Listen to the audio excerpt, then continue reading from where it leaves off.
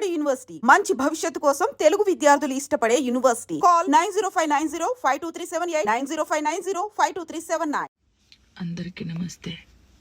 బాగున్నారు కదా? అందరూ బాగానే ఉంటారు. ఎందుకంటే పక్కోని జీవితంతో ఆడుకుంటున్న వాళ్ళందరూ మంచిగానే ఉంటారు.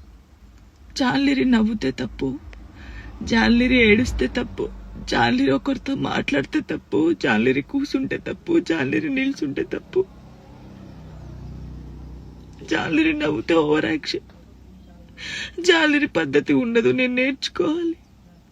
ఫోక్ ఇండస్ట్రీలో పద్ధతిగా చీర కట్టుకొని ఇప్పటి వరకు మెయింటైన్ చేసింది నేనే. ఫస్ట్ నాకు ఆన్ కెమెరా ఆఫ్ కెమెరా ఒకలా ఉండదు.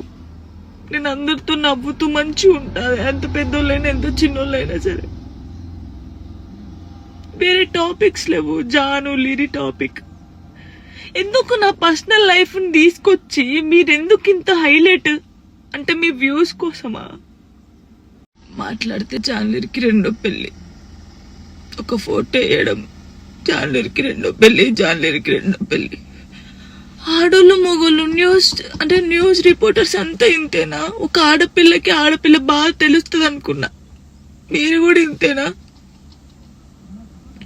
అసలు నా పర్సనల్ లైఫ్ ని ఎందుకు తీస్తున్నారు? మీకు అసలు జానులిరి తప్ప వేరే టాపిక్స్ లేవా? ఎవరో గుడికి వెళ్తే రేప్ చేసి చంపారట, ఆ అమ్మాయి గురించి మాట్లాడచ్చు కదా, ఆ ఎదవల గురించి మాట్లాడచ్చు కదా.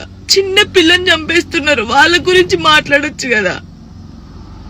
ఎందుకు నా టాపిక్, నా పర్సనల్ లైఫ్? సరే, నా గురించి మాట్లాడినప్పుడు నా గురించి మంచి కూడా ఉంది కదా. 8 సంవత్సరాల నుంచి ఒక కొడుకుని పెంచుకుంటుంది, పద్ధతిగా ఉంటుంది. ఈ షోలో మన తెలంగాణ అమ్మాయి విన్ అయిందని చెప్పొచ్చు కదా, మంచి చెప్పొచ్చు కదా నా గురించి.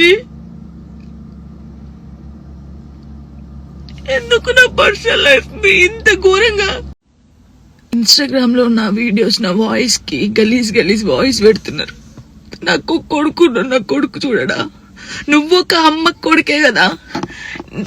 నీ అమ్మ వీడియో అలా పెట్టి గలీజ్ మాటలు పెడితే నీకెంత బాధ ఉంటుందో అంతకన్నా ఎక్కువ బాధ నాకుంది. ఫస్ట్ టైం అనిపిస్తుంది నాకు చచ్చిపోవాలని, ఇవన్నిటికి దూరంగా ఉండాలని, ఎక్కడికైనా వెళ్ళి చచ్చిపోవాలనిపిస్తుంది నాకు.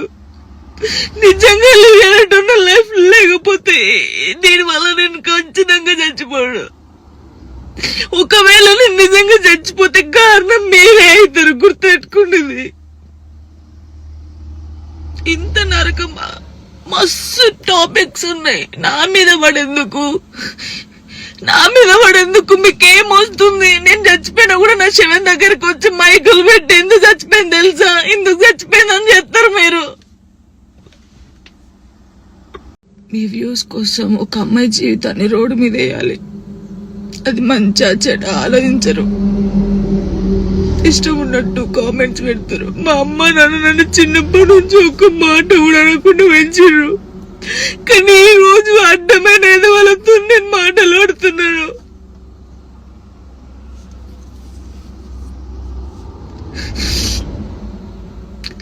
సూసైడ్ చేసుకొని చచ్చిపోతే నేను ఎందుకు వెళ్ళి చచ్చిపోతారు? ధైర్యంగా బతకాలని నేను చాలా మందికి చెప్పినా, కానీ వాళ్ళు చచ్చిపోయింది వాళ్ళ బాధల కోసం కాదు, మీరు చేసే రచ్చకే వాళ్ళు చచ్చిపోయారు తట్టుకోలేక.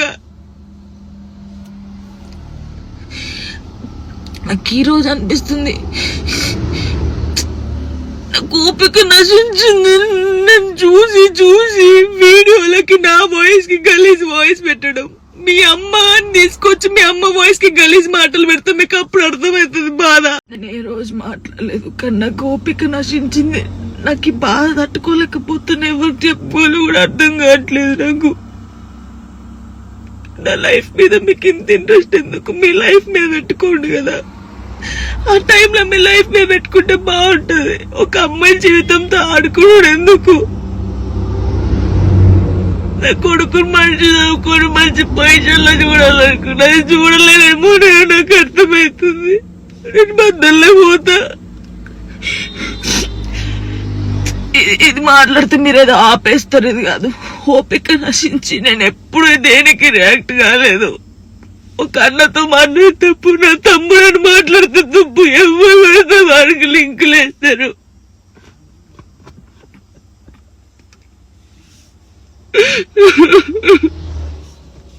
నాతో అయితే లేదు. చాలా మంది జానక్కని చూసి నేర్చుకున్నాం, జానక్కల ధైర్యంగా ఉండాలని చాలా మంది అన్నారు నాతోని. నాకు ఓపిక నశించిందిరా, మీ అందరూ చెప్తున్నా నాకు ఓపిక నశించింది. నాకు ఫుల్ బాధ అవుతుంది. ఇంత నరకంలో నిజంగా చాలా మంది అమ్మాయిలు సూసైడ్ చేసుకుని చచ్చిపోతే ఎందుకు చచ్చిపోయారు, వీళ్ళకి ఏం మాయరోగం వచ్చిందని నేను అన్నా గానీ ఆ బాధలు ఉన్నోళ్ళకే తెలుస్తుంది ఆ బాధ. అట్లెందుకు మైండ్కి వస్తుందని నాకు ఇప్పుడు అనిపిస్తుందా, అరే నిజమే కదా, బాధపడ్డోళ్ళకి బాధ తెలుస్తుంది.